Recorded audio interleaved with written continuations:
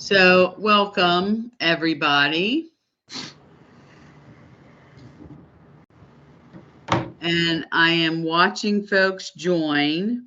Glenn Alleman was going to help facilitate this meeting as a way to kick off the risk and opportunity management sub-working group.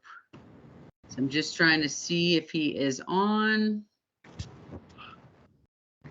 It doesn't look like it.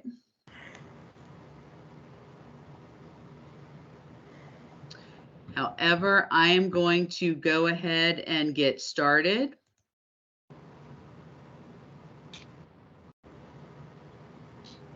And I am trying to share, but this browser is not allowing me to share. I have to click that. Oh, there we go. The browser is a little bit different.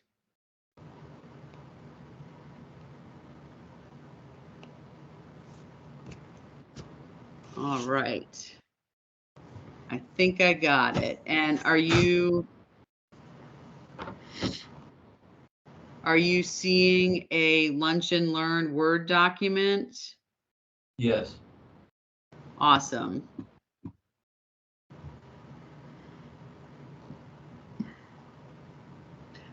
Excellent. And I do see that Glenn is here now.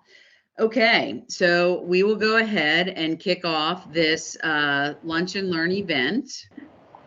I do take notes and capture questions and answers.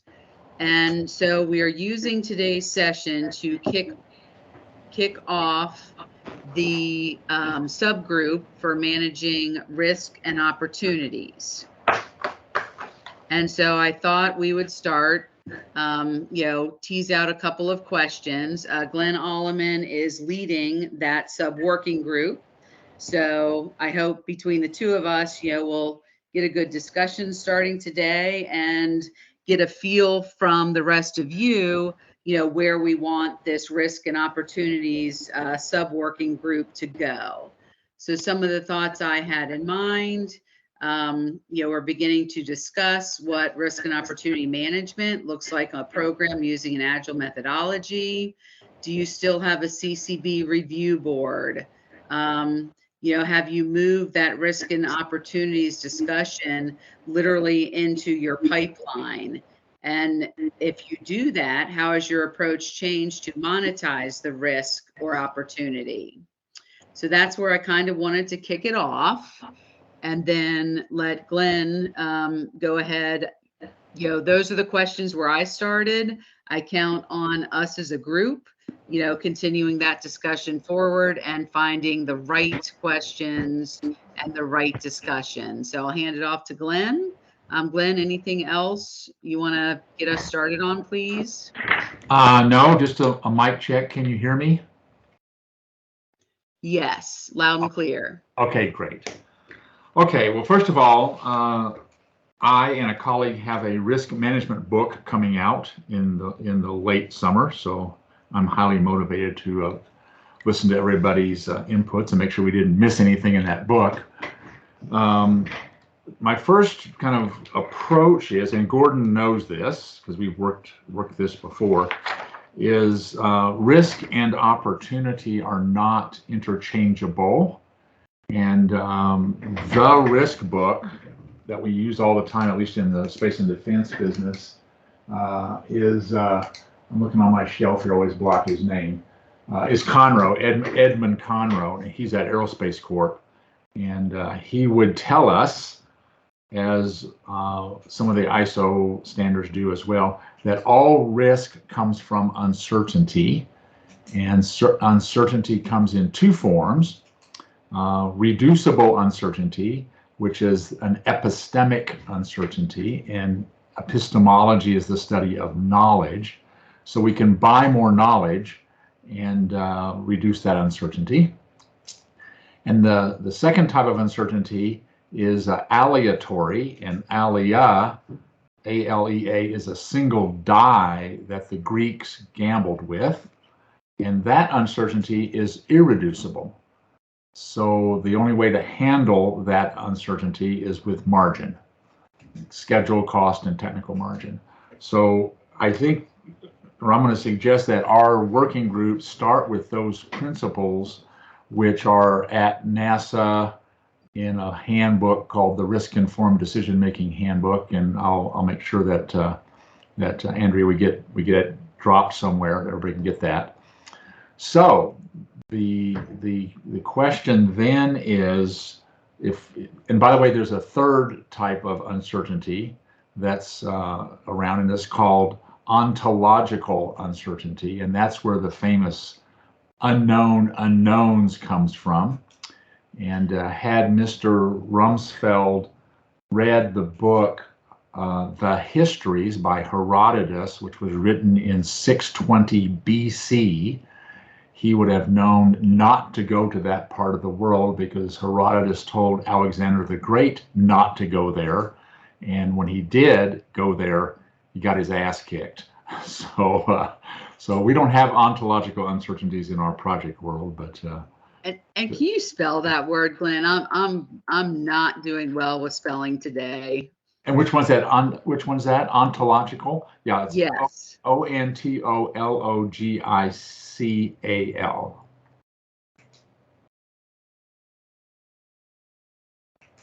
And every risk manager should have that book called The Histories on their shelf, and that's how not to manage risk.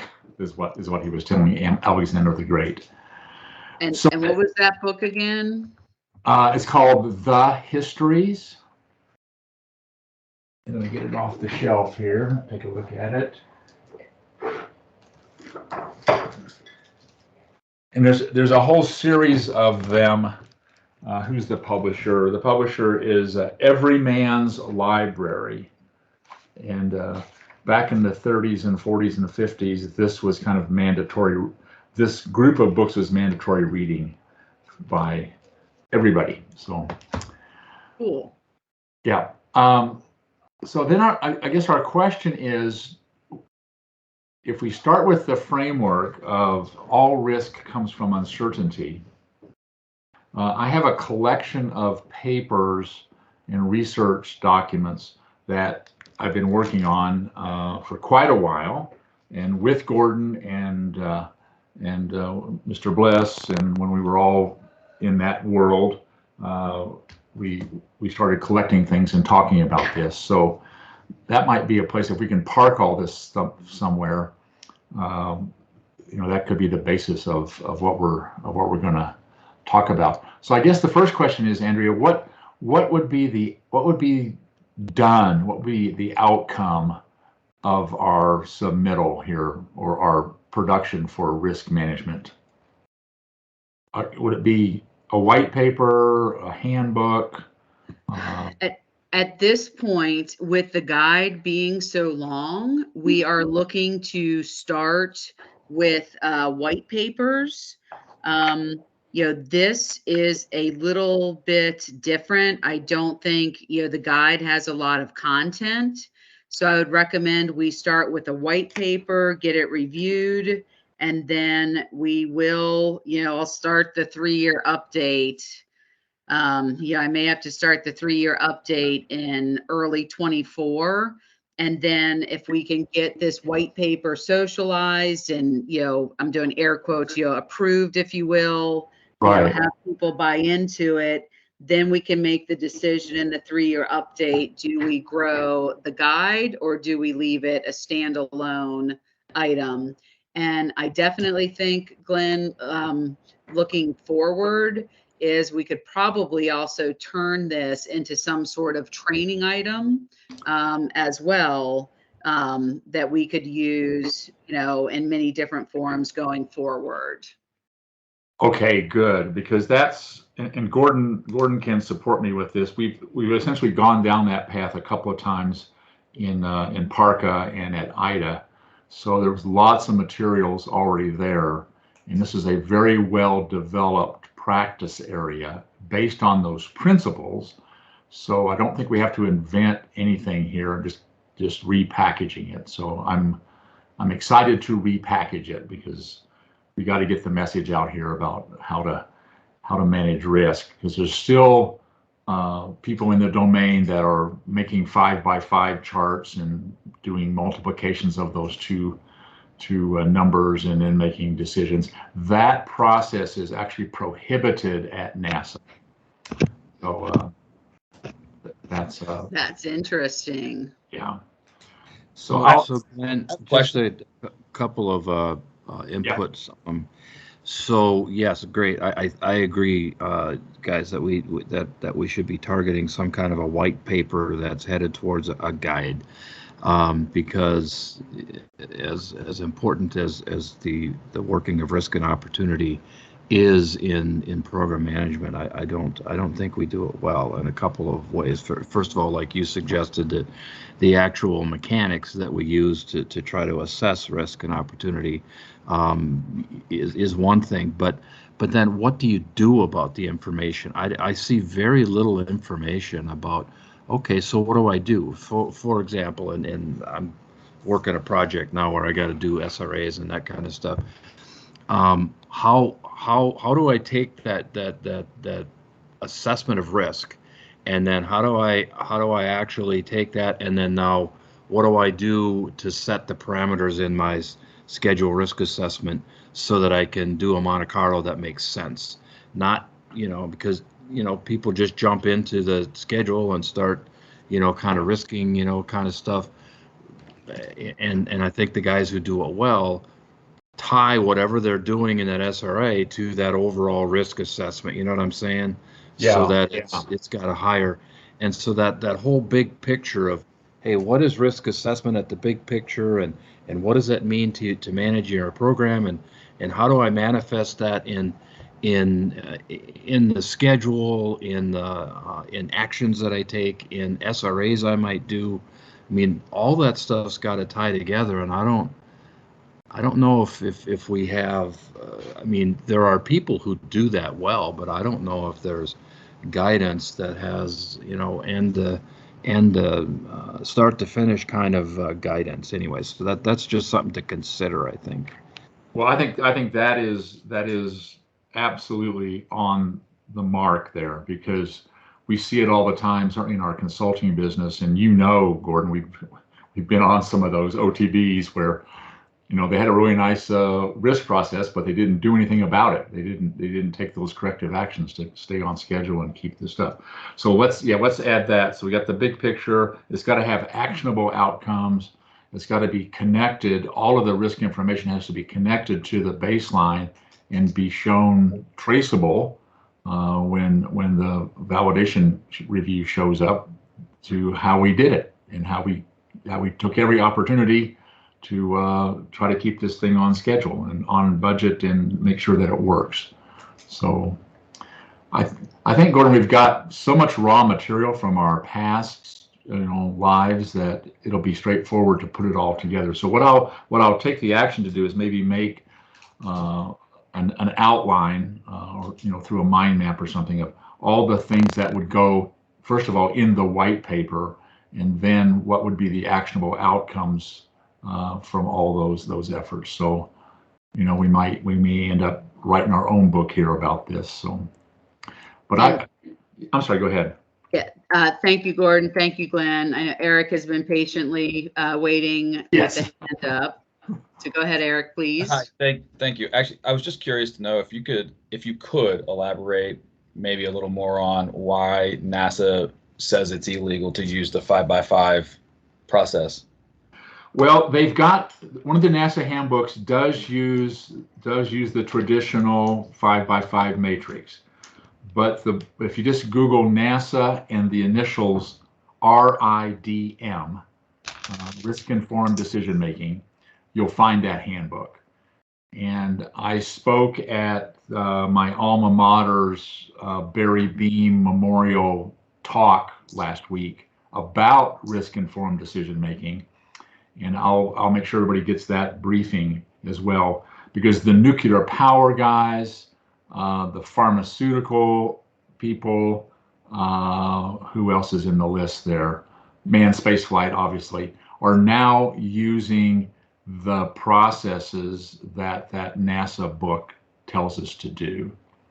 So the International Atomic Energy Commission Association now mandates the risk management be uncertainty based, and the 5x5s are not allowed.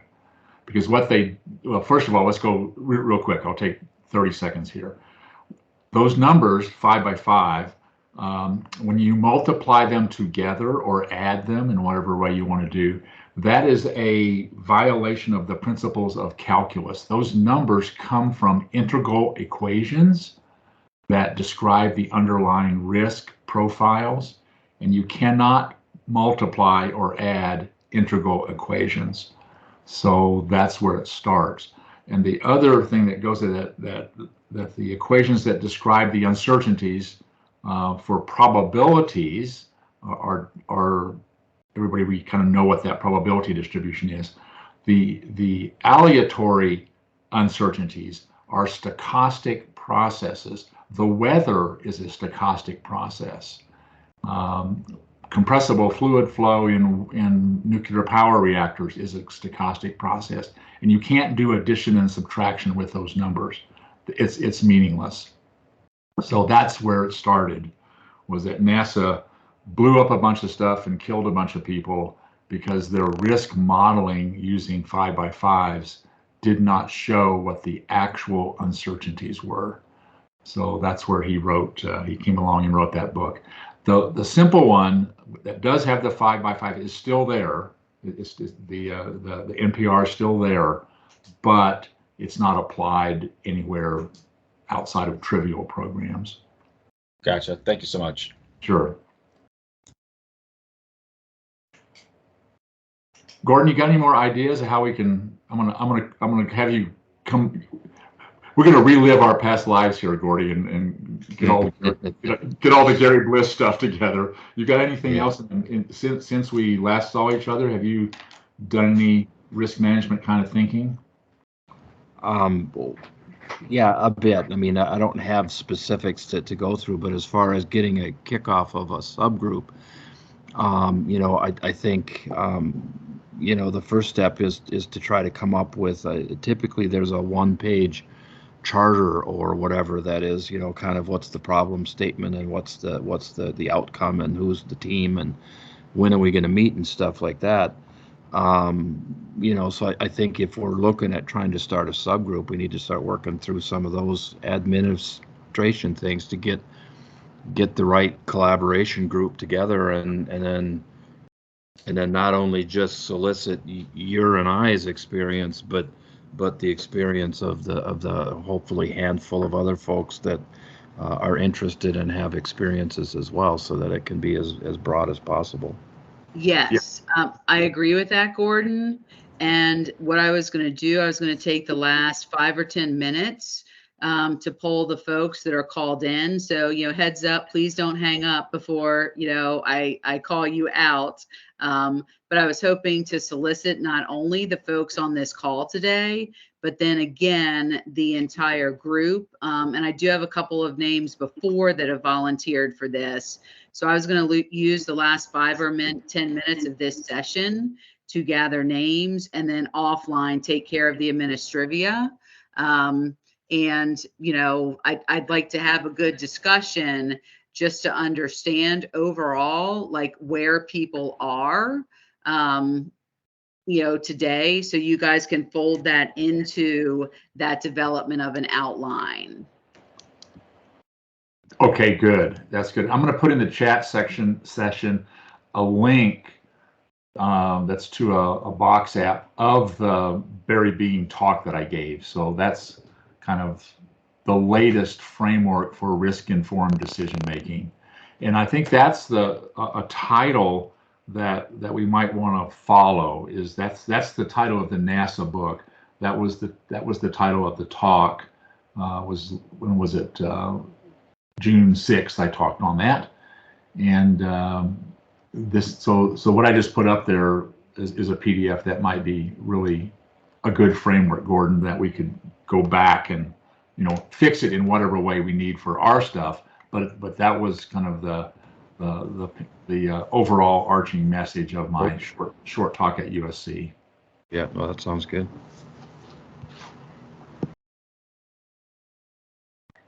Well, let me put together then the kind of the one-page charter, and then that would tell us what our actionable outcomes are and what the deliverables are, and then as we know, what are the beneficial outcomes of applying risk management.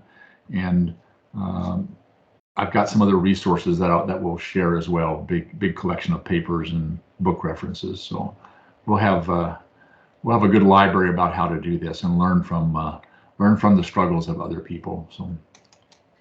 Sounds great. And so, Glenn, all of this discussion sounds great for, where we want to go. And it's good to know that there is already documentation out there to pull the industry forward. We just need to get our hands on it and discuss it more.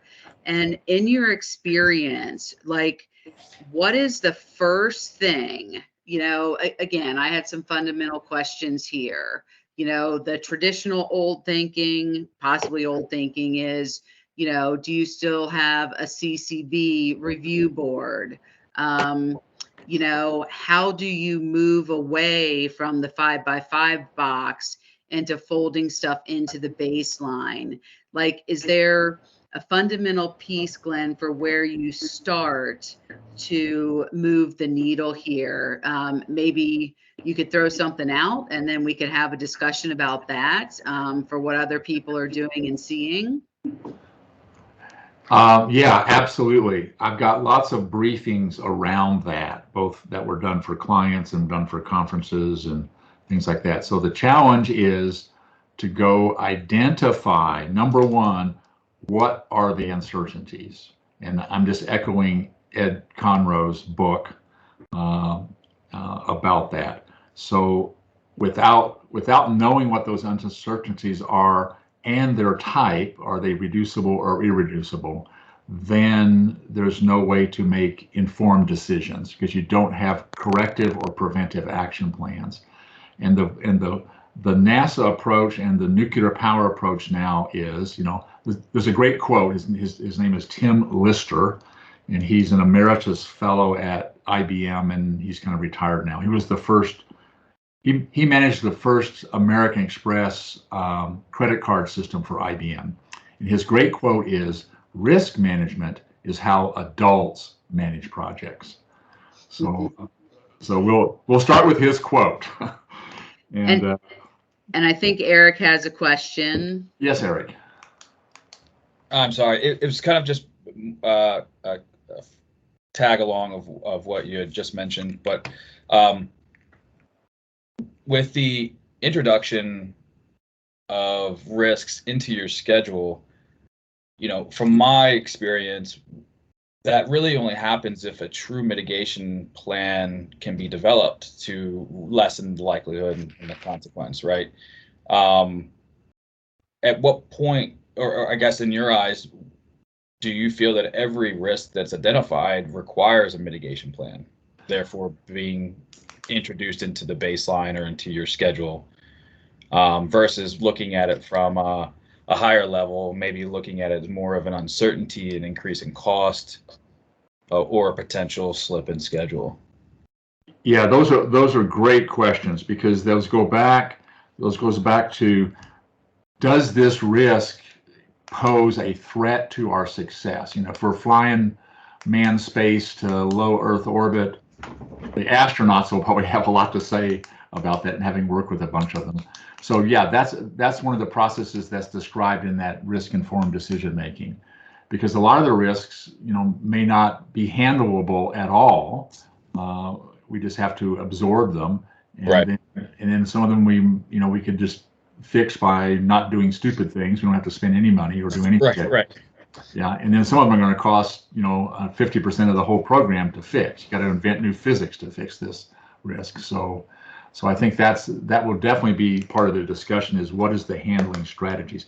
So the other little buzzword that happens in Tim Lister's world is that without knowing the root causes of those uncertainties, we cannot have handling strategies. And that's the basis of the nuclear weapons and the nuclear power domain, which is where I came from once here in Denver at a weapons plant. So we can introduce the notion of root cause analysis as the basis of risk management. Why are those uncertainties there? What are their corrective or preventive actions? And if not, then what's our handling strategy to manage in the presence of that risk? So that's how the nuclear weapons guys do it. I'm down at Los Alamos now helping them work on exactly the same topic. So Thank you. yeah. Will this paper be sent out to the group? What Oh, I the don't know. groups develop. Yes. Hopefully the group will develop it. Yeah, exactly. And it'll be sent to a larger. Well, I'm talking about this note page right here that's being. Oh, I'm sorry. That I'm taking. Yeah. Yes, I will happily forward this all to Daryl and have it sent out to all of the attendees. And then going forward, there are a couple different ways to volunteer within the NDIA Agile Committee. Okay. You can actually be on this subgroup to generate information. Even if you're not an expert and very interested, I still highly recommend you join this subgroup and help, because what happens is the folks close to the content building it, it's really hard then to critique the own stuff you've written. So even if you're not an expert to generate the content, it's still great to have you from your overall experience level to review it. Right. And then after we create the document, it will go out for multiple reviews. The first point is within the within the subgroup itself, then within the Agile committee. So the more of you who want to join the Agile committee, the more opportunities you'll have for review. Over. So just to add to that, Andrea, the importance of having a variety of experience in the subgroup is what we like to start with is what issues are people having in the field. And so, if you're not an expert, you might be more easily you might be seeing problems that we would want to highlight so that we can try to provide guidance, and so that you don't have you see what I'm saying. So I mean, it's participation in the whole process depends on the variety of expertise from very little to a lot. Again, to surface what issues are we seeing in the field, because providing guidance to somebody that to some set of problems that nobody sees issues to is not not very valuable. So. And that's a great segue, Gordon. Maybe that's what we can focus on for the next 20 minutes or so. After I ask one question, Glenn or Gordon, do you have any idea during the planning, the baseline planning process, how much time should people spend on understanding the uncertainty? Even after this discussion right now, I know for a fact, as much as I try to, account for the uncertainty, you're often flying so fast with deadlines. I grossly underestimate how much time I should spend on that. So do you have, maybe you can give us some general guidance on how much time it takes to truly get to the root cause? And is that once up front? Is it incremental, et cetera? And then let's move into, what issues people are having today in the field, please.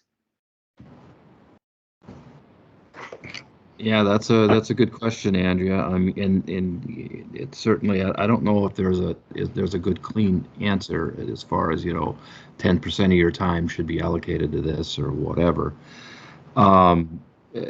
It's and as far as how long does it take to get to the root cause,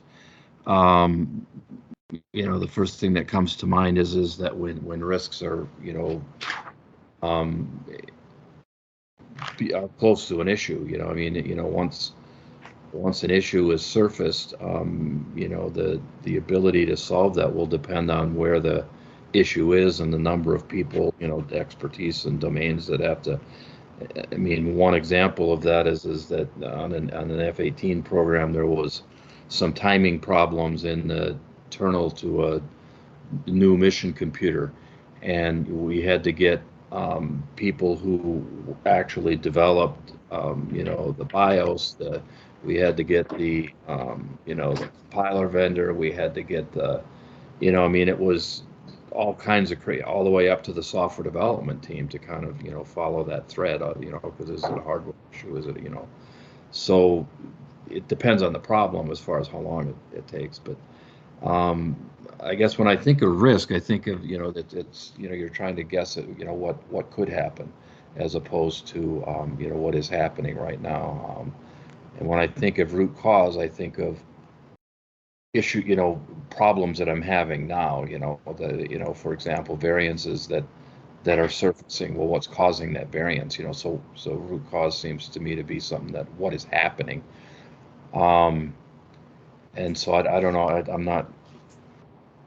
I agree, Glenn, with the similar process, right? So you identify a set of risks. Well, what are the possible causes of that risk becoming a reality? There could be multiple reasons, so I think as part of this, we got to separate between what the risk assessment process and then the difference between a risk and an issue and the difference between how you would address them, right? I mean, anyway, again, terminology again to make sure that we're all talking the same thing. But as far as I don't have any good clean as to you spend 10% of your time or 15% of your time or whatever. But yeah, so Glenn, I don't know if you have some historics or rules of thumb. Yeah, that's a really tough question.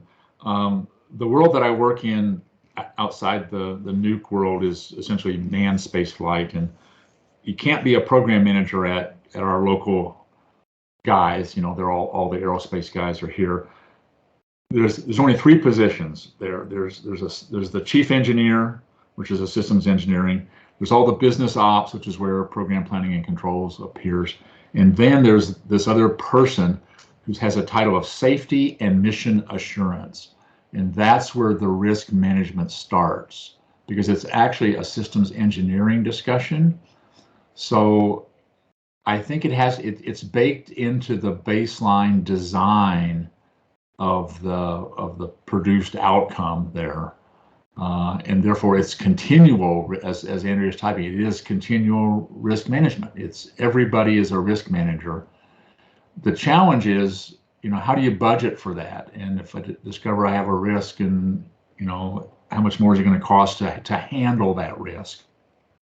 Because you cannot make, the whole idea of risk management, you can't, unless you're a deity, you're not going to manage the aleatory uncertainties, because you can't stop it raining unless you're a deity. And that rain delay, if you're paving the road, has to be in the schedule margin. So every construction guy knows that. What we don't understand is how to have those conversations. So I just took that off my shelf. I've got a couple of program management handbooks from the local tier 1 primes that have some words around there. So I think we can get the good words either from NASA and from the DOE and the NSA and all those kind of things. Andrea, I think we can come up with a framework that would tell people, how do you manage in the presence of uncertainty? And I think that would be our contribution. And the details down below of that would be specific to the problem at hand. But the principles are, I would use the word here, immutable. And they've learned the hard way 3 Mile Island, space shuttles, lost flight vehicles, our favorite Joint Strike Fighter stories, all that kind of stuff. They've learned the hard way of how to start managing the presence of uncertainty and stop trying to fix things and start figuring out what's the actual problem here. So I think we're going to be information rich. Our first step between Gordon and I will be kind of sort out what's the theme here, and have it be a real simple one pager. Here's how you manage in the presence of uncertainty on the programs that the NDIA is interested in. Awesome. And so before we dive into what issues people are having today, are there any other general questions, any thoughts you want to share? Actually, Andrea, I have a kind of a scope, I guess you might call it a scope question. I noticed we have the word Agile up top there.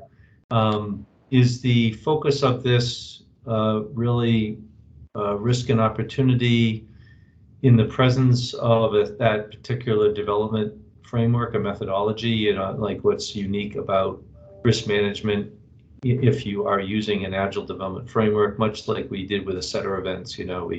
Setter events, you can have a whole book on that, but our focus was, okay, how do they change, or what are their characteristics? What are setter event characteristics in the context of an Agile development framework?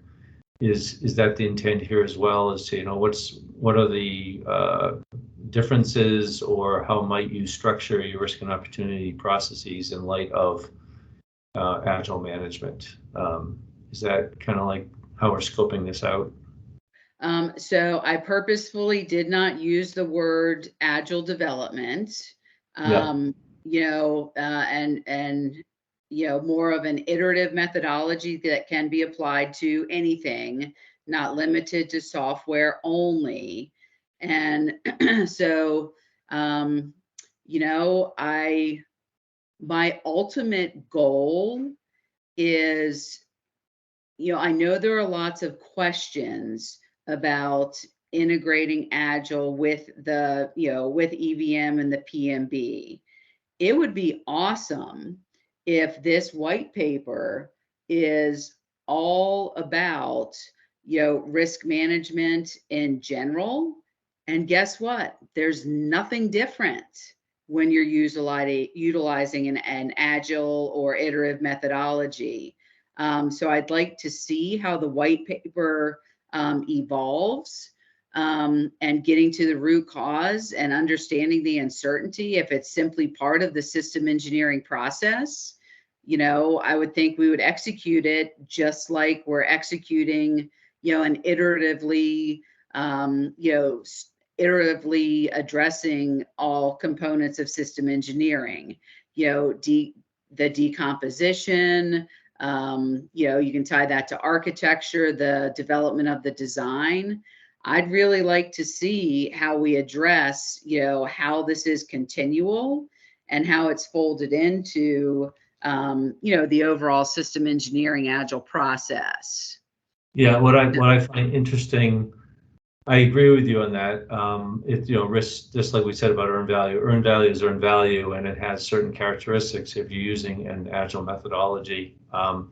In a similar vein, I think my impression is that Agile is actually came out as a risk mitigation approach. How to mitigate the risks of finding all of your problems at the end of the program when you're doing integration.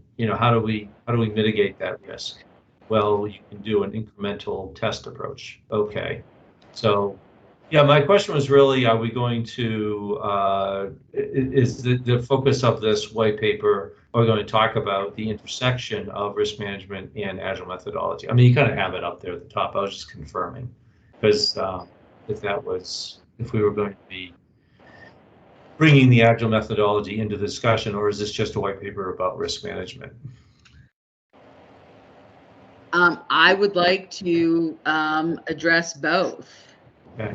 And again, Glenn, what do you think about my thinking that, does anything change with Agile, since the system engineering process should be iterating on this continually anyway? Is there anything specific that jumps out to you? Not directly. I put up a link to the Software Engineering Institute's acquisition guides. There's 5 of them that people can download, and that way they speak about risk and they speak about Agile in terms of the FAR and the DFARs. I'll also make a link. I've got a link. I'll send you a link to one of my newsletters that was done back in December. That's titled "Risk Management is How Adults Manage Projects. Agile is not risk management alone." So it's very straightforward to integrate Agile as defined in those DoD handbooks from the SEI as the basis of risk management. Because one of the things that Agile does for us, is it answers the question, how long are you willing to wait before you find out you're late or it doesn't work? And the answer is, on the typical Agile project, 2 weeks. And in some places, a day. So it is the basis of iterative and incremental, is the basis of risk management. And that history, that iterative and incremental history that is put up, Craig Larman, he talks about how iterative and incremental is integrated with all of the stuff going back to the 1970s at TRW. And I joined there in the late 70s. And everything was iterative and incremental. And that's essentially the basis of Agile development. So it's been around for a long time. So maybe what we can do in the white paper is put in some stuff about the history of, a little bit about iterative and incremental as the basis of good risk management. And then reference Craig's stuff, and Barry Beam and Walker and the Royce father-son did all that stuff. Nobody knew about it. It wasn't branded yet. It wasn't the Agile industrial complex as we call it these days. But it's all there. Everything is iterative and incremental in the spaceflight business. So we can just use all the stuff that they've done before. We'll add that to our at least our table of contents for the white paper. Awesome, thank you. And so then feel free to go off mute. Anyone who wants to share the issues that you are having today, that would be great. Go ahead and unmute and let us know what things are happening today, please.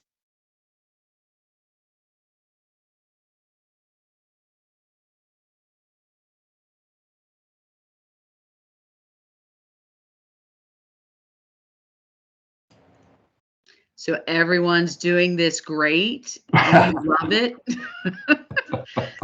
And seriously, any type of topic, anything you've struggled with, anything that went well, have you gotten rid of the CCBs and it's just part of your Agile, review or Agile planning?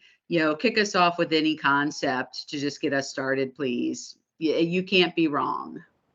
Actually, Andrea, I had one other. It's actually a question based on a fair amount of experience. Maybe, and this is something maybe the white paper can speak to, is the use of MR to fund risk mitigation. In my experience, it hasn't always been the case. The program managers will do that. It depends sometime on the magnitude of the risk. So that the use of MR for risk mitigation or opportunity capture is perhaps that can be a topic. So could you speak? This is Glenn. Could you speak a little bit more? Would that MR be pre-allocated to risk buy down, or only if the risk came true? No, it would be I believe the general rule is that you would use MR to fund risk mitigation activities, to basically mitigate the risk to prevent it from coming to fruition. And similarly, fund opportunity capture steps to, to capture any, an opportunity rather than missing it.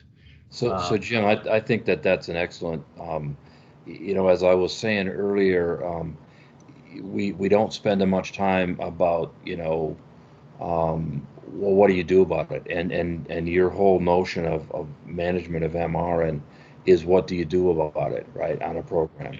So it seems to me that we should show how the initial MR estimate comes up and how it should be related to this risk process that you've evaluated up front so that you can, so that the dollar value is associated more directly with the risk as opposed to licking your thumb and saying, let's do 10%. And so that relationship, and then now how you use that then to manage the risk as not all risks at the beginning you do anything about, because some just go away, some you accept, that kind of thing. But that whole process of, hey, I've estimated it based on risk, and now I'm going to use MR to manage and mitigate. And I think one thing that I haven't heard talked about a lot is what you mentioned is any additional steps or tasks that you would fund to try to facilitate opportunity as well. I think that whole process is one of the here's what you do about it kind of things that we should address. So I like it. Yeah, there's in execution or in practice, there's a nuance on there too, is what I've come to call big R risks and small R risks. Sense of, at the big R risks are like, you call them program level, or they're you can set a cutoff magnitude, but I've seen programs where the development team has identified a risk that I would call a small R risk, and that wouldn't necessarily percolate up to the program risk review board. That would be something that the development team would be expected to manage, and in most cases just considered part of the cost of doing stuff, development, whether it's hardware, software, doesn't matter, it's development. And so interestingly, is there a line, or is there a demarcation between those two? What constitutes a program level risk that goes through program CCB and it gets funded from MR and all of that? And is there a guidance on how do you distinguish the two? Because in practice you have risks at multiple levels, right? Risks are from the very lowest up to the very, very top of the contract. So there's some kind of a pyramid or some kind of a distribution there. So along those lines, though, Jim, so that's a question for you. I mean, it almost sounds, and I don't know if I agree or disagree or whatever but it almost sounds for those little R risks, in order for the CAM or the lower level to manage it, the technical team to manage the little R's, given that you understand which is little and which is big. Would you consider allocating a portion of the MR down to that level? Yeah. Or it would part of the criteria be, hey, it's always a big R if you think you're going to have to spend money on a mitigation. Yeah, and there's this term, I think it's it's unplanned but in scope, right?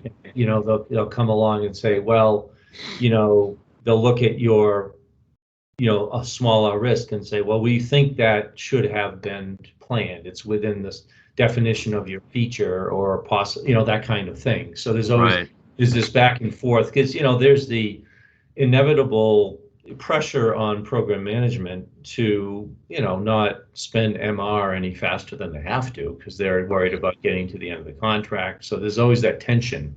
Do I spend it or not spend it? Do I basically just consider it, part of that control account, the cost that's, the budget and scope within it's part of the scope of of that control account to manage the uncertainties associated with development, or does this elevate to something that, from a contractual perspective, it's really unplanned but in scope? So we're gonna, we're gonna give some MR money to fund the tasks associated with mitigating that Right. from happening. So it's just it's an area in program execution that I've had a lot of, experience dealing with. Mhm. That, so if there's any industry guidance or, just kind of sort it out. I don't know, I was just throwing it as an idea of something to No, throw in there. I think that whole kind of detailed analysis or guidance of, hey, here's some rules of thumb, here's some things. That's the kind of thing that, my personal opinion, most people are looking for is, hey, I'm working this program heads down right now, and somebody's asking me to figure out how to manage risk, and where do I look for guidance, Yeah. And it's not necessarily absolutes. It can be general guidelines. Yeah. If Yep. if the problem or the risk has this kind of scope, if you will. I mean breadth, not scope like contract Yep. scope, but it affects this amount of the program, like it just affects the development team. You can say generally you're going to manage that within the control account. You may not get MR for that, but if it affects a larger, and you can put guidelines on, how large is large, right? Then it's a big Right. R risk and it goes through the CCB, et cetera, et cetera. So Yeah. anyway, just some thoughts on that space. Yeah. Anybody else have any thoughts or about that? Yeah, I would say one of the things I have in my little library here is that we separate, contingency reserve, which is on baseline, from MR, which is kind of held behind. How's that? It depends on what your compliance documents say, because we need both. Yep. So we could explain that, and there's lots of information around how to do that and how to think about that. So it's another topic that needs to be in our outline. And we are at 5 minutes left. I want to use every second to discuss any other topic. So, if someone wants to go off mute and we can have another quick discussion, let's do it. And then, feel free, even if you don't want to discuss it today, I would still like to add things to the list. So if you can chat those to me, chat if you want to volunteer for the subgroup, please, that would be great. And then, I guess I'd like to throw out there, if you guys, would please continue to type, maybe a quick thing to talk about is, what are people doing with that CCB? Is that like a lost concept in this new day of iterating? Yeah, I would say no. I would say the CCB is a critical success factor for iterative and incremental. Yeah, I've never been on a program that did not have a program risk management board. Yeah, that's absolutely critical. I agree with that one.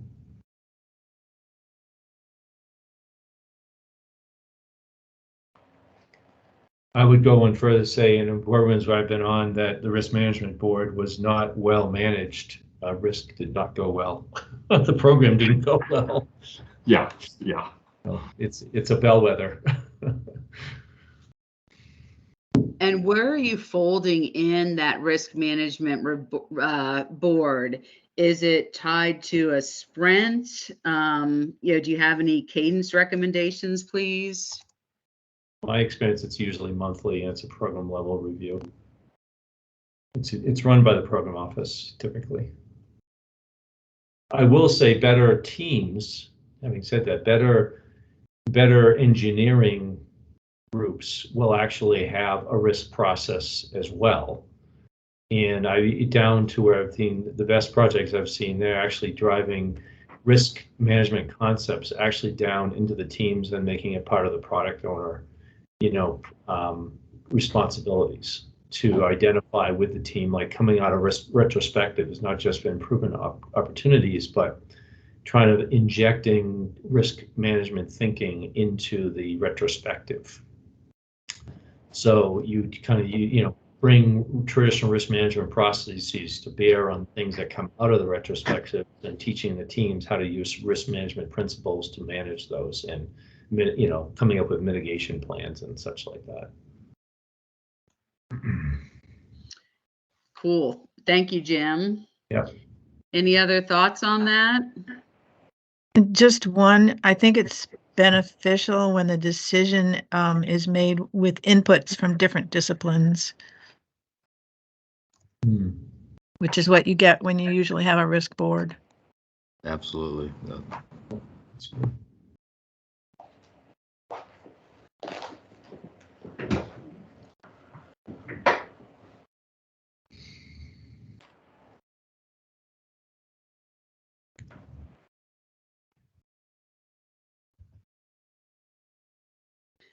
Okay, so we are down to 1 minute. You know, please feel free to reach out to me. I won't call you out here on the line. You can track me down pretty easily, either through Daryl. You know, most people at CPM can get you my email address. I'm also, if you Google NDIA IPMD Agile Committee, you can find my name there. So please track me down, and Glenn, don't worry, you know, we'll get other folks from the Agile Committee, and we'll get this subgroup started. Oh, good, good. Any last thoughts? If not, we'll wrap up, and thank you very much for your time, and I look forward to the next discussion. Thanks, Andrew. Thank you. Good. Thanks for hosting, Andrea. Absolutely. Thank you all. Talk to you soon. Okay. Bye-bye.